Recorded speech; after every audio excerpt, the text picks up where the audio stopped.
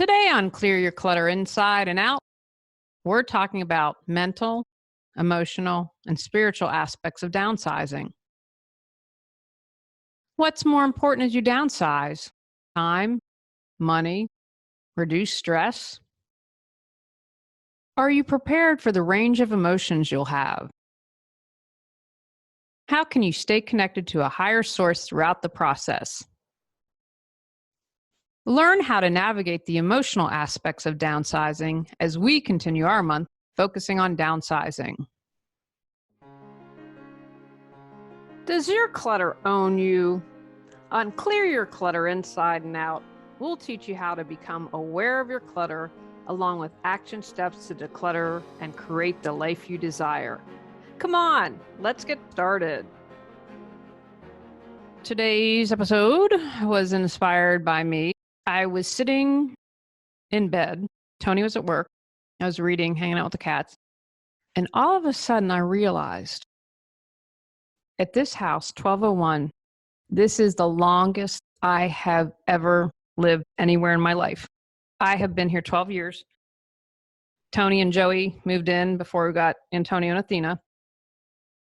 And I was like, wow, because I hadn't realized that.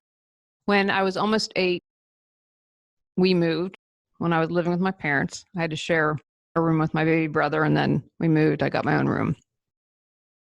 So I'm about 8 when that happens. And then 10 years later, I leave for college, and I worked summers in Maine and went to college. And so I only came home at the holidays. So that really didn't count as home. And then after I graduated college, lived in Vermont, lived in Maine, lived in Massachusetts, and then moved out to Los Angeles. I was in Los Angeles for 10 years, 5 of those years at my awesome condo in Pasadena. And prior to that, the other 5 years in LA, because I was there a decade, various places, just, I had a lot of interesting housing experiences. So the condos the last 5 years, was moving out from Los Angeles to Raleigh. And so I downsized then. But I think I was so excited to come out here. And one, I'm going to be honest, because it's who I am, I saving money by downsizing. And I guess because it's been 12 years, I think sometimes we create amnesia for ourselves. I think it was hard on me because dear friend Cottie's there, other people that I love are there. And I got the best compliment the day I left. Someone told me that I taught him how to love. So that is one of the nicest things that's ever and most meaningful that's ever been said to me. So anyway, because I'm going through this again and realizing, wow, this is the longest I've lived anywhere. And in addition to this, I purchased this home. It was a big deal to me. I couldn't afford a home out in Los Angeles. Middle class, I could have been like 3 hours away, but wouldn't have wanted to commute. So anyway, first home, this is where I wrote the books. I fell in love while I was here, got Tony, got Joey, then Antonio joined us, and then Athena followed. Some heartbreak here, but on the whole, started my business here. And big life things like getting married and starting a business and being here. It's like, wow, I've been here 12 years. And so as we've been cluttering and, as I mentioned before, guys, I have stuff, but downsizing literally means letting go of even more and having less. Tony sold the lawnmower, which I wasn't planning on. I'm just hire a guy for a couple more months that we're here. But I was like, got upset by that, and not super upset. I didn't cry or anything, but it kind of like, my dad bought that lawnmower for me, and he's so great about helping me get settled and doing all that. And so there was it's a little bit of sentiment, not like I couldn't, oh no, I can't give this up. But I was kind of like, I had a moment, like, just sell it. And I'm much better at garage sales than Tony. I'm just throwing that out there. But again, shoot me if I ever have a garage sale. So there are lots of emotions coming up. There has been a lot of anxiety. Even though in some ways things have really flowed, this whole process is stressful. So let's look at a couple things. Mentally, what's going on as you move? So some things you want to make decisions about. If you're downsizing, what do you want to give to your family? Are there any things that you want to give to your friends, colleagues, staff? Is there a certain charity that you would be happy to donate to? And I'm going to encourage you, think about this, spend some time and do this before you start physically downsizing. Because I have to tell you, it's somewhat of an overwhelming process, and I'm organized and we don't have a ton. And the biggest thing, we're going to do 2 phases of downsizing. My mom thought that was kind of nuts, but I'm like, look, I want to see once we get there. I'm very visual. She's like, oh, we could put this in here. I'm going to have to see it. And so I said, we'll get rid of furniture after we've moved and set things up. I'm happy to do that. And you might not be able to do that. So take the time. Where is this stuff that you're going to downsize going? What my grandmother did, she gave a lot away. I'd say it was probably the last few years of her life. What she did is she asked people in the family what they wanted. I can't remember. I don't think she asked us. I think she asked my aunts and their spouses and my father and my mom. Because if there's stuff that you can't take with you, can't take anything with you really when you go on your next adventure. But that's something, okay, have it and get it out. My grandmother's awesome because it got out the door. So the other thing you're going to want to think about and take the time to figure out is, what are you going to do with what's left? Are you going to sell? Maybe there are things you want to put in consignment. Perhaps you're a whiz and want to post on eBay. What about Craigslist? Do you need an antique dealer? Now, in another episode, I talk about whether or not an estate sale is something you want to do, or a same-day cash and carry. So those are other considerations to have. When you're really clear on these decisions, it is going to make you less anxious, trust me. Because we are really clear, okay, when we have the first garage sale, and we ended up having, because our neighbor wanted to do it again because they didn't sell a lot. So we're like, yeah, put it so we can put multifamily, we'll do it again. We literally had 1 table of stuff, and luckily sold some stuff that day too. But what we said was, when the first garage sale is done, we are taking the rest to our favorite animal charity. So a couple things I said, oh, let's try to sell this. This is good stuff. But we packed it right. I laughed. Someone was here at 5 to 12. I'm like, nope. I know we said noon, but not interested. You waited the last minute. I got to get the stuff out of here. So we packed up Minerva and took it right away because we had made that decision as a team. This is what we're going to do. That just allows you to have mental clarity. And again, the other thing you're going to want to think as you are contemplating all these things, what's more important? Do you need money? And there's no right or wrong. Peace of mind, college hunks hauling junk, or someone to come in and take out all your stuff and donate it. Or we have a local guy that will give it to a charity, see what he can sell, make sure it's recycled. I mean, I think that's an awesome option. Let those decisions guide you when thinking, am I going to sell, or do I want to give away something? Our affirmations for decluttering support you in releasing clutter at a deeper level. The meditation begins with focused statements on releasing clutter, followed by powerful positive affirmations for healing, and end with completion statements. The affirmation concludes with a reaffirming meditation exercise to fill where clutter was released. 9 clearing clutter affirmations to choose from. Go to reawakenyourbrilliance.com to learn more. Emotional. Downsizing can be emotionally draining. Like I said, be prepared for unexpected emotions. I wasn't expecting to be like, oh, the lawnmower. And again, it was really for just a few minutes, and I got it out there, and we had a crazy thing happen. We had our house profession cleaned yesterday, and we have 2 showings scheduled. And the cleaner was at the top of the stairs and had plugged in the vacuum cleaner at the bottom of the stairs, but it wrapped around. It wasn't like there was a socket right at the bottom of the stairs, wrapped around. Well, apparently, and this is a good safety tip in all seriousness. So the little prongs when you plug something in? So she kept twisting and bending it.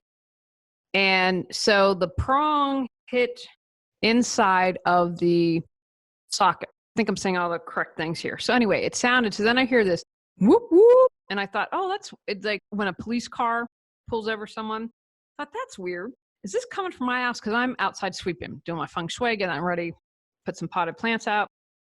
I'm like, holy moly, this is our house. So the wall had gotten scorched. I was like, OMG. So the fire, anyway, we've got CPI, fire came, fire trucks were awesome. And I was super excited because they're female. Anyway, female fighters as well. So this cute captain comes in and he's like, well, let's just check everything. Where's your husband? I'm like, I can't. Tony left his phone at home, gone to the gym. I'm pulling my hair out. Because also Tony decides we're going to paint the garage. So miracle of all miracles, in literally about 2.5 hours before the first showing was happening and he had to leave for work, we got the garage painted. He went in, got a new socket. We had just had a month ago had the downstairs painted, so we had extra paint. But it was crazy, guys. It literally scorched the wall. And so we got that done. It was insane that we got that much down in a couple of times. Potential for family fighting is also going to come up because I was like, where are you? We're at the gym. And I was like, rah. And so if you have emotions running high, that's likely to happen. Have support. Maybe it's your friend. I have been, God love Cotty, we're emailing and I'm like, I just got to get this off to someone. And then my alma mater has a Facebook group over 40. And I said, oh, I just got to park this somewhere. Told them everything that happened. And then we've had mostly positive things said about our house, but someone just was really mean-spirited. And it's like, this is our home. We put a lot of effort. We put time. We put money. And this is where we're hanging out. And if you don't like it, I'm cool with that. But they just made a just really ridiculous comment, and that was stressful. So I posted, and everyone in the group's great, gave me my own advice. Don't take anything personally. And I've had a couple of realtors chime in. It's been an interesting process. So make sure that you have some support in place. And maybe it's someone professional. And okay, because I will admit I swore loudly several times when that happened. Because I'm like, what are you doing? Like, you guys, you should know better. You're pulling on the cord. It should cause that. And that was just one other thing. And then I had to go out and find a new cover. But anyway, time that I didn't have, money I didn't want to spend. And it's okay, breathe, Julie. Just breathe. So what is it that I need to do when stuff like that happens, when the handyman cancels? Take a deep breath. Who can I ask? Who is my support system for reaching out? Give yourself the time and the space to reminisce. One of the things I'm doing, Tony and I are going to do, part of the feng shui, is it's time to have the energy, and I'm going to do a sage and a clearing for the new people. This is going to be their home where they're going to make memories. And we're going to go around to each room. And like, for instance, in my office, I'm going to thank you for allowing me to create income. Thank you for our exercises in here. Thank you for allowing this to be a space to be healthy. And, glance up, it's rainy and cold here. So Thithi's in and she's at the top of her cat tree. So thank you for this being a place where the cats can hang out and feel safe. And thank you for this is my office and where my computer is, and for allowing me to write my books and to write the podcast and to write and work with clients and all that good stuff. So I'm allowing the time for us to do that, to go room by room, talk to the outside, use a smudge stick, and thanking that and thinking about different memories that were created in different rooms. And I remember when my niece and nephew were here and they were little. So Claire was 3 and so Max would have been 1.5. And I remember Max is learning to walk and Claire can walk at this point, and she's running around through all the rooms downstairs, zooming by them. And she said to me, Juji, you don't shut doors. And she pointed to my cabinets, and I'll be darned. I was like, oh my gosh, I've never noticed that about myself. I do not. I have this weird habit and I don't shut doors. So I try to be a little bit better since Claire called me out a decade ago about that. But have the time to reminisce about that. Or if there's something sentimental you're giving to a family member, give yourself the space to do that. And spiritually, what can you do spiritually as you're downsizing? Visualize each day going smoothly. That, okay, like today I know I have to do, like tomorrow we have to go to the credit union again. Again, talk about not having control over everything. We got everything set with our funding, and then the credit union reneged. So I was like, okay, what's plan B? Came up with plan B. Plan B didn't work. Said, what's plan C? So we have a plan now. And I'm grateful for that. Visualize, okay. Or when something arises, I visualize myself, okay, I can handle it. Now, the scorched wall, little bit stressful. But doing that helps. Take time each day to connect with your higher power, whatever verbiage, God, universe that you use, source, that is going to keep you connected. It's going to remind you that this is just some little Shakespearean play and it's all good and it's all going to work itself out, and to not get caught up in the little stuff. Trust you'll get what you need when you need it. It's like when the handyman canceled. I'm like, oh boy, am I grateful for that, because I thought he was overpriced. And I thought, well, you know what? You're just going to have to suck it up. And it ended up, we got someone who's even better. I think even more experienced overall because he was a contractor. It worked out. Try to get into that mode as much as possible. This is now a great time also, as you are downsizing, to practice forgiveness and gratitude. Forgiveness. So I'm working on forgiving the crappy neighbors that I'm leaving. Boy, oh my gosh, am I grateful for that. But working on forgiving. Okay, yes, if I'm having 2 showings today and you let the trash in your yard, big white that's going to stick out on a gray day and green grass. Okay, just put it in the thing. Just be grateful that you're working through your karma. What can you forgive? Taking time to do that each and every day.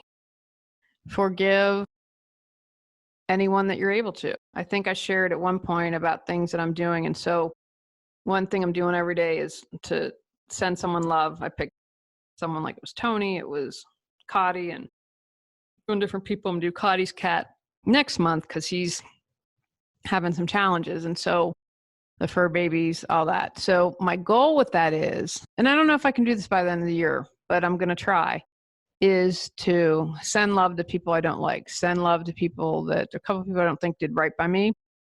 And I'm hoping that I'll be able to do that by the end of the year. We'll see. Maybe I can do it next year, but with regular practice, it's a possibility.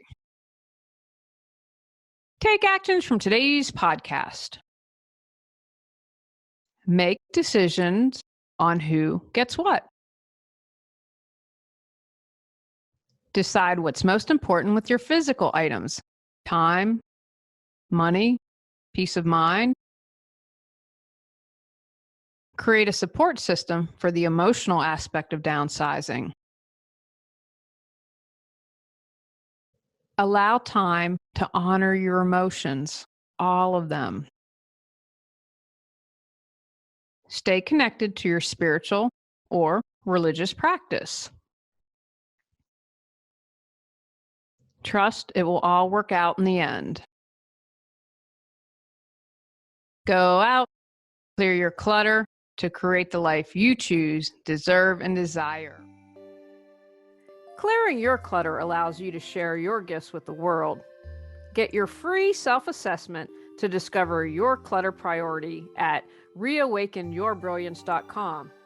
If you've enjoyed Clear Your Clutter Inside and Out, please rate, review, and share us.